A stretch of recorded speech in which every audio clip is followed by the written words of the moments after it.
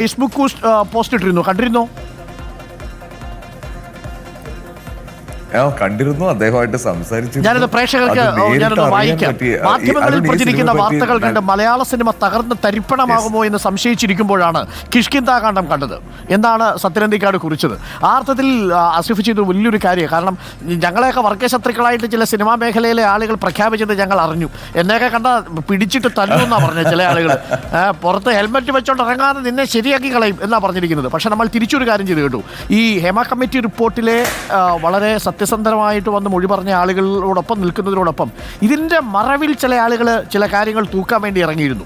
വ്യാജ പ്രചരണവുമൊക്കെ ആയിട്ട് വല്ലതും തടയുമെന്നൊക്കെ നോക്കി ഇറങ്ങിയ ചില ആൾക്കാരുണ്ട്. അവരെയൊക്കെ നമ്മൾ പൊളിച്ച് കൈ കൊടുത്തു. ഇപ്പോൾ ചില ആളുകൾ, ഞാൻ പേര് പറയുന്നില്ല, കാര്യം അതൊക്കെ കോടതിയിലിരിക്കുന്ന കേസുകളായതുകൊണ്ട്, ആ സമയത്ത് ഈ സിനിമയോടും സിനിമാ താരങ്ങളോടുമുള്ള കാഴ്ചപ്പാടൊക്കെ മാറി വരുന്നൊരു ഘട്ടത്തിലാണ് കിഷ്കിന്ധാകാന്ഡം ഇറങ്ങുന്നതും അസിഫിനെ പോലെയുള്ള നേതാക്കൾ, സിനിമാ താരങ്ങൾ വലിയ നിലപാടുമായിട്ട് വരുന്നതും.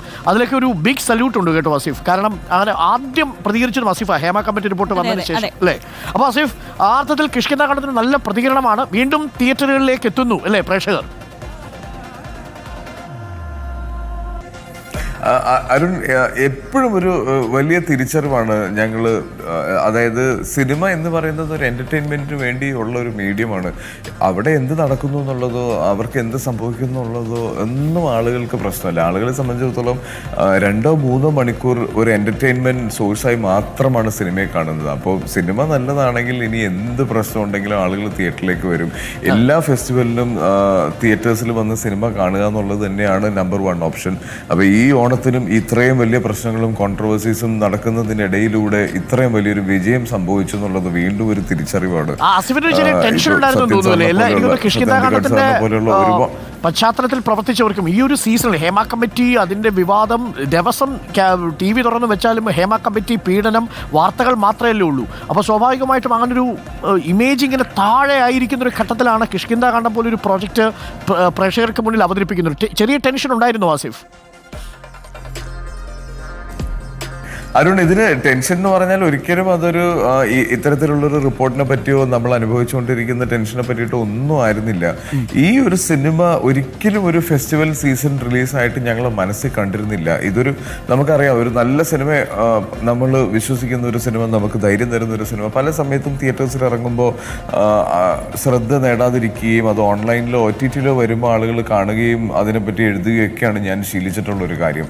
പക്ഷേ ഈ സിനിമ ഞങ്ങൾ ഫസ്റ്റ് എഡിറ്റ് കണ്ട് കഴിഞ്ഞപ്പോൾ ഞങ്ങൾ തീരുമാനിച്ചു, അല്ലെങ്കിൽ ഞങ്ങൾക്ക് ആ ഒരു കോൺഫിഡൻസ് കിട്ടി, ഇത് ഓണത്തിന് റിലീസ് ചെയ്യാം എന്നുള്ളത്. ആ കോൺഫിഡൻസ് അല്ലെങ്കിൽ ആ ജഡ്ജ്മെൻറ്റ് കൃത്യമായിരുന്നു എന്നുള്ളതാണ് ഈ ഓണത്തിൻ്റെ ഏറ്റവും വലിയ സന്തോഷം. ഫെസ്റ്റിവൽ റിലീസിന് വേണ്ടി അല്ലെങ്കിൽ ഫെസ്റ്റിവൽ സിനിമകളായി പ്ലാൻ ചെയ്ത് റിലീസ് ചെയ്ത സിനിമകളോടൊപ്പം ഈ സിനിമ റിലീസ് ചെയ്യുകയും ഇത് ആളുകൾ ഏറ്റെടുക്കുകയും ഓണത്തിനുള്ളൊരു ഫസ്റ്റ് ചോയ്സായി സിനിമ മാറുകയും ചെയ്തതിൻ്റെ അകത്തല്ലേ ഏറ്റവും വലിയ സന്തോഷം. അപ്പോൾ ആ ടെൻഷനെല്ലാം മാറി ഈ സിനിമ ഞങ്ങളുടെ ജഡ്ജ്മെൻറ്റ് കറക്റ്റ് ആയിരുന്നു എന്നും പ്രേക്ഷകരിലേക്ക് ഇത് എത്തിയെന്നും പ്രേക്ഷകർക്ക് ഇത് ഇഷ്ടപ്പെട്ടു എന്ന് അറിഞ്ഞതുമാണ് ഏറ്റവും വലിയ സന്തോഷം. ഓക്കെ, സോറി ആസിഫ്, ഞാൻ സംവിധായകന്റെ പേരാ പറഞ്ഞത്, ദിജിത്ത് അയ്യത്താൻ അല്ല, ആ പേര് പറയാൻ നമുക്കൊരു ചെറിയ ബുദ്ധിമുട്ടായിരുന്നു ആദ്യം. വ്യത്യസ്തമായ ഒരു പേരാണ് അല്ലേ? ഈ കക്ഷി അമ്മിണിപ്പിള്ളയുടെ ഡയറക്ടർ തന്നെയാണ് ഇദ്ദേഹം അല്ലേ ആസിഫ്? അതെ അതെ അതെ അതെ അതെ. ആസിഫിന്റെ പൊതുവായുള്ള ചിത്രങ്ങൾ വെച്ച് നോക്കുമ്പോൾ നമ്മൾ ഈ സോൾട്ട് ആൻഡ് പേപ്പർ ഒക്കെ കണ്ട സമയത്ത് ഒരു ആസിഫ് ഒരു പ്രത്യേക ഒരു റൊമാൻറ്റിക് നായകനായിരുന്നു. പെട്ടെന്നാണ് എനിക്കൊരു പേഴ്സണൽ ഫേവറേറ്റ് എന്ന് പറയുന്നത് കൂമൻ സിനിമ കണ്ടത്. കൂമൻ സിനിമയിലെ ആസിഫിന്റെ ആ ഒരു ചേഞ്ച് എന്ന് പറയുന്നത് ഭയങ്കര ഡ്രാസ്റ്റിക് ആയിട്ടുള്ള ചേഞ്ചാണ്. അപ്പം നമ്മൾ ഈ കിഷ്കിന്ധാകാന്ഡത്തിലേക്കും വരുന്നത് ഈ ഓണം കിഷ്കിന്ധാകാന്ഡം എടുത്തു കഴിഞ്ഞു ഈ പ്രേക്ഷകരെന്ന് പറയുമ്പോഴും ആ ഒരു ത്രില്ലർ തന്നെയാണല്ലോ പ്രേക്ഷകരെ ഇങ്ങനെ ആ സസ്പെൻസിൽ നിർത്തുന്നത്. അപ്പം എന്താണ് ഈ കിഷ്കിന്ധാകാന്ഡത്തിലേക്ക് വരുമ്പം ആസിഫിന്റെ ആ ഒരു ഡ്രാസ്റ്റിക് ആയിട്ടുള്ള ചേഞ്ച് എന്ന് പറയുന്നത്? എനിക്ക് ഈ സിനിമയെ പറ്റിയുള്ള ഏറ്റവും വലിയൊരു എക്സൈറ്റ്മെൻറ്റ്, ഈ സിനിമ തുടങ്ങുമ്പോൾ ഇതിനൊരു ഫാമിലി ഡ്രാമ സ്വഭാവത്തിൽ തുടങ്ങുകയും ഇവഞ്ച്വലി ഇതൊരു ത്രില്ലർ സ്വഭാവത്തിലേക്ക് മാറുകയും ചെയ്യുന്നുണ്ട്. അപ്പോൾ അത് പ്രേക്ഷകർക്ക് അല്ലെങ്കിൽ തിയേറ്ററിൽ വന്ന് കാണുന്ന ആളുകൾക്ക് അതൊരു വലിയ ട്രീറ്റായിട്ട് തന്നെ. ഇപ്പോൾ എന്നോട് ഏറ്റവും കൂടുതൽ റെസ്പോൺസ് കിട്ടിയ സാധാരണക്കാരായ സിനിമാ പ്രേക്ഷകർ എന്നോട് പറയുന്നത് ദൃശ്യം സിനിമയോടാണ് ഈ സിനിമയെ കമ്പയർ ചെയ്യുന്നത്. അല്ലെങ്കിൽ ആ ദൃശ്യം കൊടുത്തൊരു എക്സ്പീരിയൻസ്, നമ്മുടെ എല്ലാവരുടെ വീട്ടിലൊരു രഹസ്യം ഉണ്ടാവും, നമ്മൾ മാത്രം പറയുന്ന ഒരു രഹസ്യം. അപ്പോൾ ആ രഹസ്യത്തിനെ ബേസ് ചെയ്തുകൊണ്ട് അല്ലെങ്കിൽ നമ്മുടെ വീടിനെ ബേസ് ചെയ്തുകൊണ്ട് വരുന്നൊരു ത്രില്ലർ എന്ന് പറയുമ്പോൾ നമ്മൾ മലയാളികൾക്ക് എപ്പോഴും ഒരു അറ്റാച്ച്മെന്റ് അല്ലെങ്കിൽ ഒരു ക്ലോസ് ഒരു ഭയങ്കര അടുപ്പം ആ സിനിമയോട് തോന്നും. അപ്പോൾ അത്തരത്തിലുള്ള ഒരു റെസ്പോൺസാണ് ഈ സിനിമയെ പറ്റി ആളുകൾ പറയുന്നത്. എഗെയിൻ സോൾട്ട് ആൻഡ് പേപ്പറും കൂമനും ഉയരെയും ഒക്കെ കണ്ട് കിട്ടിക്കൊണ്ടിരുന്ന അല്ലെങ്കിൽ അതിനെപ്പറ്റി പറഞ്ഞുകൊണ്ടിരുന്ന പോലെയാണ് ഈ സിനിമയെ പറ്റി ഇത്രയും ഒരു ഷോർട്ട് നോട്ടീസിൽ തന്നെ ആളുകൾ റെസ്പോണ്ട് ചെയ്യുന്നത്. അപ്പോൾ എനിക്ക് ഈ ഓണം വളരെ സ്പെഷ്യലാണ്. ഈ ഓണത്തിൻ്റെ എല്ലാവരെയും വിളിച്ച് ഈ സിനിമ കണ്ട എല്ലാവരെയും പറ്റി ഇതിൻ്റെ അഭിപ്രായം ചോദിക്കണം എന്നുണ്ട്. അപ്പോൾ ആസിഫിന്റെ മുഖത്ത് ആ എക്സൈറ്റ്മെന്റ് ഉണ്ട്. എനിക്കൊന്ന് അടുത്ത കാലത്ത് മലയാള സിനിമയ്ക്ക് കിട്ടിയ നല്ല ത്രില്ലറായിട്ടാണ് പൊതുവെ എല്ലാവരും ക്രിട്ടിക്കുകൾ അടക്കം ഈ സിനിമയെക്കുറിച്ച് പറഞ്ഞിരിക്കുന്നത് എന്നാണ് പ്രധാനപ്പെട്ട ഒരു കാര്യം. ആസിഫെ, ഇനിയിപ്പം ഇന്ന് തിരുവോണത്തിനും വീട്ടിൽ പൂർണ്ണമായിട്ടുണ്ടാവും.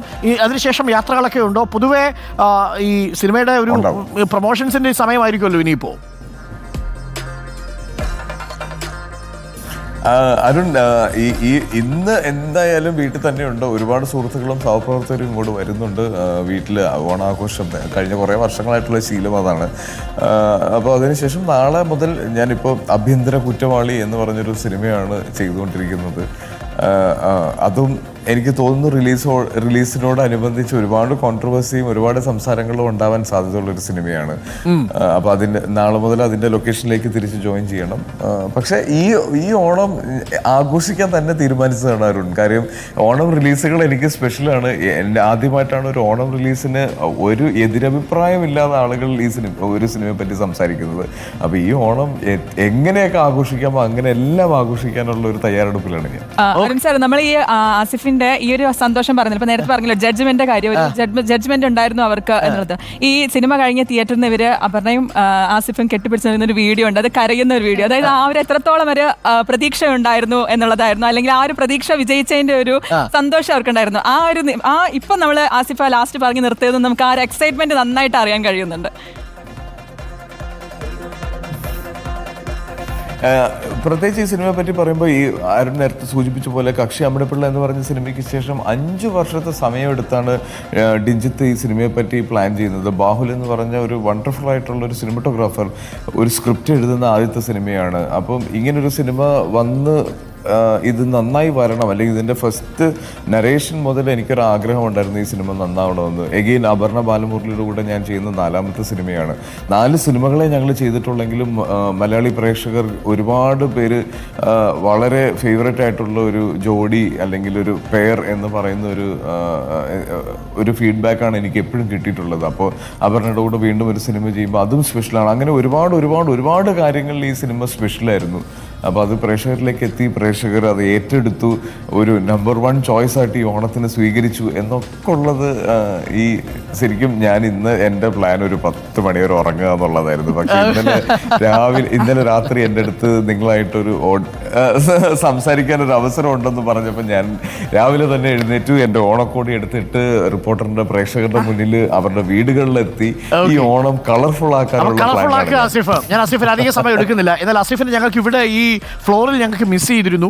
എനിക്കറിയാം ആസിഫിന്റെ സുഹൃത്തുക്കളും ബന്ധുക്കളും ഒക്കെ വരുന്നു എന്നുള്ളത് കൊണ്ടാണ് രാവിലെ തിരക്കുകൾക്കിടയിൽ കുറച്ച് റെസ്റ്റ് വേണം എന്ന് ഞങ്ങളും കരുതി. Thank you Asif. അപ്പോൾ ഗംഭീരമാവട്ടെ ഇത്തവണത്തെ ഓണക്കാലം കുടുംബാംഗങ്ങൾക്കൊപ്പം. പ്രേക്ഷകർ എന്തായാലും അത് ഏറ്റെടുത്തു. അപ്പോൾ ആസിഫ് തകർക്കാം. നമുക്കിനി മറ്റൊരു അവസരത്തിൽ എല്ലാവരുമായിട്ട് നമുക്ക് സംസാരിക്കാം. Thank you Asif Ali. നമ്മൾ അപ്പോൾ ഹസീഫുമായിട്ടുള്ള തിരുവോണം അല്ലേ ഇത്തവണ കളറാക്കി പൊളിയാക്കി. ആസിഫ് ഇട്ടിരിക്കുന്ന ഷർട്ട് പോലെ പൊളിയാക്കി അല്ലേ. അപ്പോൾ പളപളാ മിന്നുന്ന ഷർട്ടുമായിട്ടാണ് ആസിഫ് വന്നത്. അപ്പോൾ പളപളാ മിന്നുന്ന ഓണക്കോടികളുമായി പ്രിയപ്പെട്ട പ്രേക്ഷകർ തുടരുക.